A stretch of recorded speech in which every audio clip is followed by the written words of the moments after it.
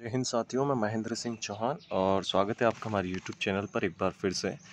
दोस्तों, आज का जो विषय है वो है आपका प्राचीन भारतीय इतिहास का। देखिए, मोस्ट सिलेक्टेड चीज़ें मैं आप लोग को अभी पढ़ा रहा हूँ, ठीक है। उसके बाद धीरे धीरे हम लोग इसमें देखेंगे कि क्या क्या चीज़ें आपकी जो पूरी डिटेल में पढ़नी चाहिए। तो देखिए, मेन चीज़ें का मतलब है प्राचीन भारतीय इतिहास को मैं यहाँ से शुरू कर रहा हूँ। प्राचीन भारतीय इतिहास का आज पार्ट मैं आप लोग के लिए शुरू कर रहा हूँ। यहाँ से एक सीरीज चलाऊंगा जिसमें पूरा प्राचीन भारतीय इतिहास यहाँ से ल्यूसेंट के माध्यम से हम लोग निपटाने वाले हैं साथियों। ल्यूसेंट के माध्यम से हम लोग पढ़ेंगे, ठीक है। तो जिन भी साथियों ने चैनल सब्सक्राइब नहीं किया, सबसे पहले तो सब्सक्राइब कर दें आप सभी लोग, ठीक है। चलिए आइए देखते हैं हम लोग। तो आप देख सकते हैं, जैसे कि मैंने यहाँ पर ल्यूसेंट का भाग लिया है, आप देख सकते हैं पूरी ल्यूसेंट की किताब है साथियों, ठीक है। मेरे साथ साथ आपको बस पढ़ते जाना है, ध्यान देना, और इसके अलावा और कुछ भी नहीं करना है। चलिए देखते हैं यहाँ पर। देखिए, तो यहाँ आपको दे रखा है भारत का इतिहास। भारत का इतिहास, भारत के इतिहास की यदि बात करूँ साथियों, तो देखिए, उत्तर भारत में हिमालय से लेकर दक्षिण में समुद्र तक फैला यह उपमहाद्वीप भारतवर्ष के नाम से जाना जाता है, जिसे महाकाव्य तथा पुराणों में भारतवर्ष कहा जाता है। तो साथियों, आपको याद रखना है कि जो इसके पुराणों में है, इसे किस नाम से जाना जाता है, तो भारतवर्ष के नाम से जाना जाता है। तो ये आपको यहाँ पर याद रखना है। चलिए आगे देखिए, अर्थात भरतों का देश तथा यहाँ के निवासी को भारती अर्थात भरत की संतान कहा गया है। तो ये भी आपको याद रखना है। भरत एक प्राचीन कबीले का नाम था। प्राचीन भारतीय अपने देश को जम्बूद्वीप, तो याद रखना है, प्राचीन भारतीय जो लोग थे वो अपने देश को क्या कहते थे, जम्बूद्वीप, अर्थात जम्बू यानी कि जामुन वृक्षों का द्वीप कहते थे। प्राचीन ईरानी इसे सिंधु नदी के नाम से जानते थे। तो याद रखना साथी, जो ईरानी लोग थे वो इसे सिंधु नदी के नाम से जानते थे, जिसे वे सिंधु न कहकर हिंदू कहते थे। यही नाम फिर पूरे पश्चिम में फैल गया और पूरे देश को इसी एक नदी के नाम से जाना जाने लगा। यूनानी इसे क्या कहते थे, इंदे। देखिए, ईरानी इसे क्या कहते थे, सिंधु, ठीक है ना। ईरानी इसे क्या कहते थे, सिंधु के नाम से जोड़ते थे, ठीक है। क्यों? क्योंकि यह नाम जो है पूरे पश्चिम में फैल गया और पूरे देश को इसी नदी के नाम से जाना जाने लगा। और यूनानी लोग जो थे इसे इंदे और अरब इसे हिंद कहते थे। साथियों, याद रखना है, ठीक है ना। अरब इसे क्या कहते थे, हिंद कहते थे। मध्यकाल में देश को हिंदुस्तान कहा जाने लगा। तो ये आपको याद रखना है, ठीक है। उसके बाद आगे देखते हैं हम। यह शब्द भी फारसी शब्द हिंदू से बना है। तो याद रखिए, हिंदुस्तान शब्द जो है, हिंदू शब्द जो है वो हिंदुस्तान से बना है, और कौन सा शब्द है, फारसी शब्द से बना है। साथ ही याद रखना है। यूनानी भाषा के इंदे के आधार पर अंग्रेज इसे इंडिया कहने लगे। पारा बदले विंध्य की पर्वत श्रृंखला देश को उत्तर और दक्षिण दो भागों में बांटती। याद रखिए, ऐसी कौन सी पर्वतमाला है जो भारत को उत्तर और दक्षिण में बांटती है, तो यहाँ से निकलती है, तो ये आपकी विंध्याचल पर्वतमाला दो भागों में बांटती है। उत्तर में इंडो यूरोपीय परिवार की भाषाएं बोलने वालों और दक्षिण में द्रविड़ परिवार की भाषाएं बोलने वालों की बहुमत है। तो याद रखिएगा आप लोग ये बात। चलिए आगे देखते हैं हम लोग। आगे आपको दे रखा है इंपोर्टेंट नोट में कि भारत की जनसंख्या का निर्माण जिन प्रमुख नस्लों के लोगों का मिश्रण से हुआ है। देखिए, भारत की जनसंख्या जो एक मिश्रण से हुआ है वे इस प्रकार है। कौन सा? एक तो है प्रोटो ऑस्ट्रेलाइट, दूसरा है आपका पेलियो मेडिटेरेनियन, अगला है आपका कॉकेसाइड, अगला है निग्रोइड और अगला है आपका मंगोलाइट। तो साथियों, ये पूरा आपको याद रखना है। देखिए, 1 2 3 4 और 5 है साथियों, ठीक है। तो पांचों आपको याद रखना है यहाँ पर। देखिए, वैसे ये इतना इम्पोर्टेंट नहीं है, पर फिर भी कभी कभी पूछ लेता है साथियों, ठीक है ना, कि भारत की जनसंख्या का निर्माण किन प्रमुख नस्लों के लोगों के मिश्रण से हुआ है। तो प्रोटोस्ट्राइट, पेलियो मेडिटेरेनियन, कॉकेसाइड, ठीक है, उसका निग्रोइड और मंगोलाइट। तो साथियों, आपको याद रखना है। चलिए आगे देखिए, भारतीय इतिहास के अध्ययन की सुविधा के लिए 3 भागों में इसे बांटा गया है। भारत के इतिहास को यदि हमें समझना है तो उसे 3 भागों में बांटा गया है साथियों। 3 भागों में हमें पढ़ना पड़ेगा। एक ही प्राचीन भारतीय इतिहास, दूसरा मध्यकालीन भारतीय इतिहास और तीसरा आपका आधुनिक भारतीय इतिहास। आज जो हम लोग शुरू कर रहे हैं वो कौन सा साथियों, आपको प्राचीन इतिहास। तो सबसे पहले इतिहास के 3 भागों में बांटने का श्रेय किसको जाता है, तो जर्मन इतिहासकार क्रिस्टोफ सेलिरस को जाता है। साथियों, ये आपको याद रखना है कि वह व्यक्ति कौन थे जिसने सबसे पहले इतिहास को 3 भागों में बांटा है। तो वो थे एक जर्मन के वैज्ञानिक साथियों, इतिहासकार, जिनका नाम था क्रिस्टोफ सेलियरस। तो आप क्रिस्टोफ भी याद रख सकते हैं साथियों। तो जर्मन के एक इतिहासकार थे जिनका नाम था क्रिस्टोफ। क्लियर है? यहाँ तक आपको समझ आ गया होगा। अब देखिए, यहाँ से मेन भाग चालू होता है, वो कौन सा है आपका, तो प्राचीन भारत। प्राचीन भारतीय इतिहास के स्रोत क्या क्या है। स्रोत मतलब जिनसे हमें जानकारी मिलती है साथियों समझने की। तो देखिए, प्राचीन भारतीय इतिहास के विषय में जानकारी मुख्यतः 4 स्रोतों से प्राप्त होती है। याद रखिएगा, आप कभी भी प्रश्न पूछ लेता है कि प्राचीन भारतीय इतिहास के जो स्रोत है कितने हैं, तो यहाँ आपको याद रखना है साथियों, 4 स्रोत से प्राप्त होती है। पहला है आपका धर्म ग्रंथ, अगला है आपका ऐतिहासिक ग्रंथ, तीसरा आपका विदेशियों का विवरण और चौथा है आपका पुरातात्विक संबंधी साक्ष्य। धर्म ग्रंथ यानी जितने भी धार्मिक ग्रंथ है, पुराण है, ये सभी इनसे जानकारी मिलती है। अगला है ऐतिहासिक ग्रंथ, जिसमें ऐतिहासिक बातें दी गई है साथियों, तो याद रखना है। अगला है विदेशियों के विवरण, जो विदेश से जो लोग यहाँ पर आते थे, ठीक है ना, वो यहाँ घूमने आए और यहाँ के बारे में उन्होंने जानकारी दी। और अगला है पुरातात्विक संबंधी साक्ष्य। पुरातात्विक यानी कि जो साक्ष्य मिले हैं, जो सबूत मिले हैं, उनसे आपको याद रखना है साथियों, ठीक है। अगला देखिए आप यहाँ पर, उसके बाद आपको दे रखा है यहाँ पर धर्म ग्रंथ एवं ऐतिहासिक ग्रंथ से मिलने वाली महत्वपूर्ण जानकारी। धर्म ग्रंथ एवं ऐतिहासिक ग्रंथ से मिलने वाली महत्वपूर्ण जानकारी। तो भारत का सर्वप्राचीन धर्म ग्रंथ वेद है, ये आपको याद रखना है साथियों, कि भारत का जो सर्वप्राचीन धर्म ग्रंथ है वो कौन सा वेद है, जिसके संकलनकर्ता कौन है, तो महर्षि कृष्ण देवपायन वेदव्यास को माना जाता है। साथ ही याद रखिए कि भारत का सर्वप्राचीन धर्म ग्रंथ कौन सा है, तो वेद है, और इसके संकलनकर्ता कौन है, यानी इसके रचयिता कौन है साथियों, याद रखिएगा, तो वेदव्यास को माना जाता है। वेद वसुदेव कुटुंबकम का उपदेश देता है। भारतीय परंपरा वेदों को नित्य तथा अपूर्वेश मानती है। वेद 4 प्रकार से हैं, ऋग्वेद, यजुर्वेद, सामवेद, अथर्ववेद। इन 4 वेदों को संहिता कहा जाता है, तो ये भी आपको याद रखना है साथियों, ठीक है। तो कभी कभी इसके क्रम भी आपसे पूछ लेता, तो याद रखिएगा, जो सबसे पहला वेद आता है वो ऋग्वेद है, उसके बाद में आपका यजुर्वेद है, फिर अथर्ववेद है, और फिर आप माफ़ कीजिएगा सामवेद है, फिर क्या आपका अथर्ववेद है। क्लियर है साथियों, एक बार फिर देख लो, तो ऋग्वेद है, यजुर्वेद, सामवेद और अथर्ववेद, तो ये आपको याद रखना है। और इन 4 वेदों को क्या कहा जाता है साथियों, तो संहिता कहा जाता है, तो ये भी आपको याद रखना है। अगला देखिए, सबसे पहला जो वेद आता है आपका यहाँ पर, वो है आपका साथियों ऋग्वेद। तो ऋचाओं के क्रमबंध, ठीक है ना साथियों, याद रखिएगा। ऋचाएँ क्या होती है साथियों, ये आपके मंत्र होते हैं, याद रखिए। तो ऋचाओं के क्रमबद्ध ज्ञान के संग्रह को ऋग्वेद कहा जाता है। इसमें 10 मंडल है, 28 सूक्त हैं। उसके बाद आपका एवं इसमें क्या है, 10,462 ऋचा है। ऋचा यानी कि मंत्र होता है साथियों, याद रखिएगा। फिर देख लीजिए, ऋग्वेद में 10 मंडल है, 28 सूक्त है और 10,462 ऋचाएँ हैं। अब देखिए, इसमें एक चीज़ कॉमन है, 10, तो आराम से आपको याद हो जाएगा, या 10 है, या 10 के साथ 28 है, और या 10 के साथ 462 है। इस वेद के ऋचाओं के पढ़ने वाले ऋषि को क्या कहते हैं साथियों, होत्र। तो जो इस वेद के मंत्रों को समझता था, पढ़ता था, उसे क्या कहा जाता है साथियों, होत्र कहा जाता है, याद रखिए। इस वेद से आर्य के राजनीतिक प्रणाली, इतिहास एवं ईश्वर की महिमा के बारे में जानकारी मिलती है। अगला है विश्वामित्र द्वारा रचित ऋग्वेद। तो याद रखिएगा, ऋग्वेद के रचयिता कौन है, विश्वामित्र, और वेद के रचयिता कौन है, वेदव्यास। तो विश्वामित्र द्वारा रचित ऋग्वेद के 3रे मंडल में सूर्य देवता सावित्री को समर्पित प्रसिद्ध गायत्री मंत्र। तो याद रखिए कि गायत्री मंत्र जो हम लोग सुनते हैं, ठीक है, पाठ जो गायत्री मंत्र का पाठ हम लोग पढ़ते हैं, वो किस मंडल में है, तो 3रे मंडल में दिया गया है, तो ये आपको याद रखना है। 3रे मंडल में साथियों, ऋग्वेद के 3रे मंडल में। और इसके 9वें मंडल में क्या है, तो देवता सोम का उल्लेख है, तो ये भी आपको याद रखना है, देवता सोम का उल्लेख है। अगला देखिए, इसके 8वें मंडल की हस्तलिखित ऋचाओं को क्या कहते हैं, तो खिल कहा जाता है, याद रखिएगा कि 8वें मंडल में जो मंत्र लिखे गए हैं, ऋचाएँ हैं, उन्हें क्या कहा जाता है साथियों, तो खिल कहा जाता है। अगला देखिए, चातुर्वर्णीय समाज की कल्पना का आदि स्रोत ऋग्वेद के 10वें मंडल में वर्णित पुरुषोक्त है, जिसके अनुसार वर्ण 4 है। 4 वर्ण है, याद रखिएगा। एक है ब्राह्मण, क्षत्रिय, वैश्य और शूद्र। आदि पुरुष ब्रह्मा के मुख से निकले हैं, तो याद रखिएगा सभी किससे निकले हैं, ब्रह्मा के मुख से। तो याद रखिए कि पुरुष जो है ब्रह्मा के मुख से निकले हैं। भुजाओं से क्या निकले हैं, क्षत्रिय, जंघाओं से क्या निकले हैं, वैश्य, और चरणों से क्या निकले, शूद्र। तो ये आपको याद रखिए। आगे देखिए, उसके बाद ऋग्वेद के कई परिच्छेदों में प्रयुक्त अधन्य शब्द का संबंध गाय से है, तो ये भी याद रखिए। आपको कहीं कहीं जो है ऋग्वेद में एक शब्द पढ़ने को आएगा अधन्य, तो उसका संबंध किससे है, गाय से है, तो ये आपको याद रखना है साथियों। उसके बाद इसमें ज़्यादा कुछ विशेष नहीं है। फिर नीचे आते हैं तो आपको यहाँ पर एक बॉक्स दिखाई दे रहा है, ये इतना बड़ा सा आपको एक बॉक्स दिखाई दे रहा है साथियों, तो ये आपका थोड़ा सा काम का। अब देखिए क्या है, इसमें ईसा पूर्व एवं ईस्वी आपका दे रखा है। तो ईसा पूर्व जो हम लोग लिखते हैं ना साथियों, और ईस्वी हम लोग लिखते हैं, तो ये क्यों लिखते हैं, तो ईसा पूर्व जो लिखते हैं ना हम, ये ईसा मसीह के जन्म से पहले की बात को लिखते हैं। उस समय क्या होता है, गिनती उल्टी होती थी, और ईस्वी यानी कि बाद के समय को। तो देखिए, वर्तमान में प्रचलित ग्रेगोरियन कैलेंडर ईसाई धर्म गुरु कौन थे, ईसा मसीह के जन्म वर्ष पर आधारित है। ईसा मसीह के जन्म के पहले समय को ईसा पूर्व कहा जाता था, और ईसा पूर्व में वर्षों की गिनती जो है वो उल्टी दिशा में होती थी, जैसे मैंने अभी बताया। जैसे महात्मा बुद्ध का जन्म कब हुआ था, 563 ईसा पूर्व में, और मृत्यु कब हुई, 483 ईसा पूर्व में। तो देखिए यहाँ पर गिनती उल्टी चली है। तो 500, ठीक है। यदि उनके जन्म की बात करूँ तो 563 ईसा पूर्व में, और यदि मृत्यु की बात करूँ तो 483 ईसा पूर्व में हुई थी।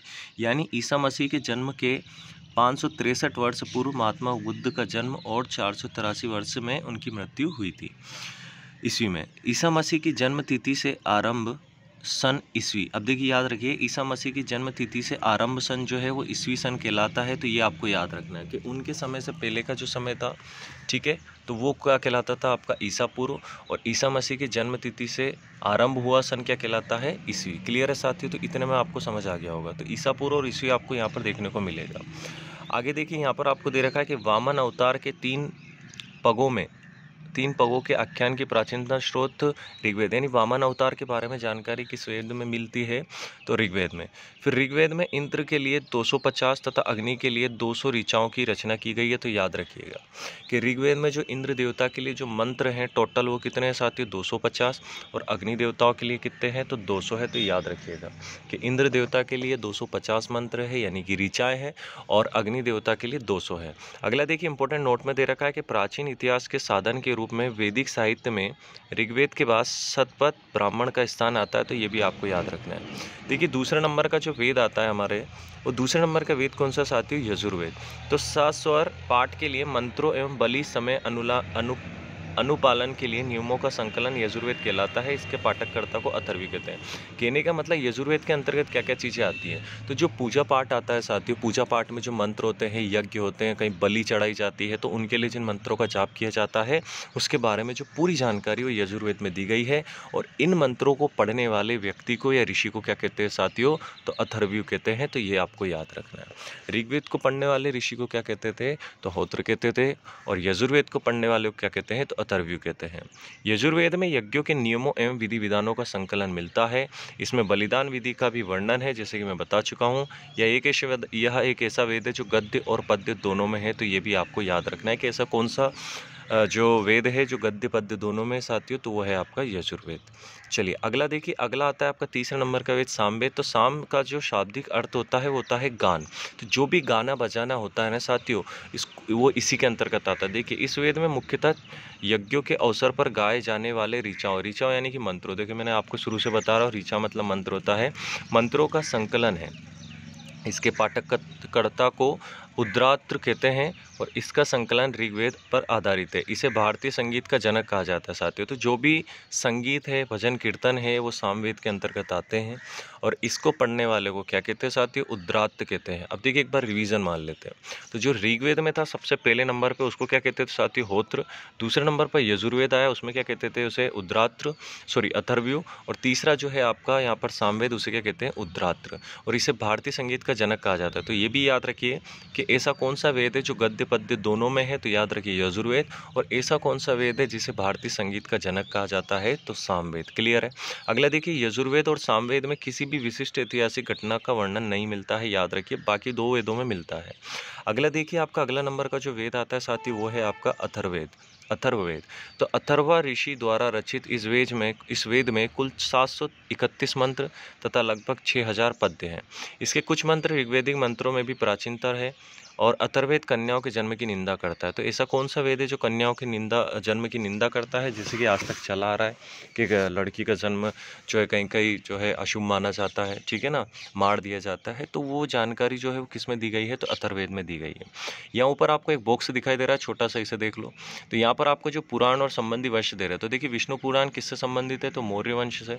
मत्स्य पुराण तो यहाँ पर आंध्र सातवाहन वंश है, और वायु पुराण किससे है, गुप्त वंश से। फिर देख लो, विष्णु पुराण है आपका साथियों मौर्य वंश। अब याद कैसे रखोगे, देखो मैं करवाता हूँ।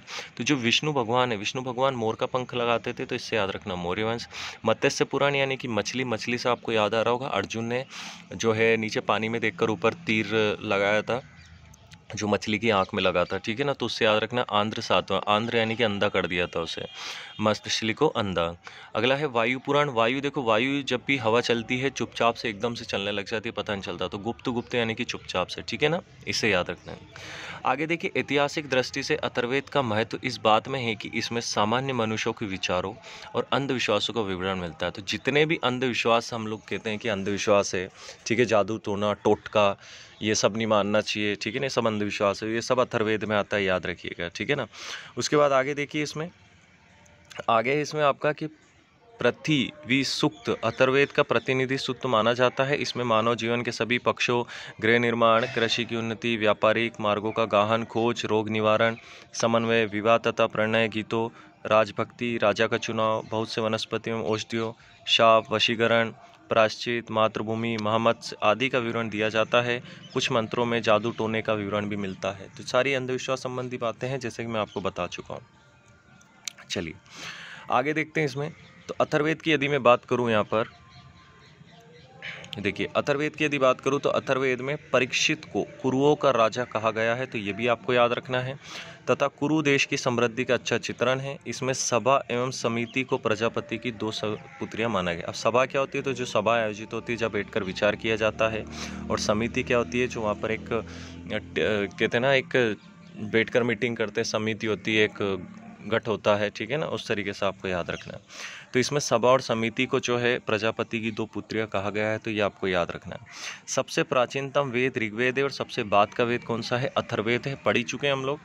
वेदों की भली भांति समझने के लिए 6 वेदांगों की रचना की। अगर इन वेदों को समझना है, 4 वेद है, तो उनको समझने के लिए उनके अंग होते हैं। क्या होते हैं साथियों, अंग होते हैं उनके, ठीक है ना। तो कुल कितने अंग है, 6 अंग है, 6 वेदांग है। वेद के अंग तो वेदांग हो जाता है। कौन कौन से, शिक्षा, ज्योतिष, कल्प, व्याकरण, ठीक है ना, ये आपको याद रखना है साथियों।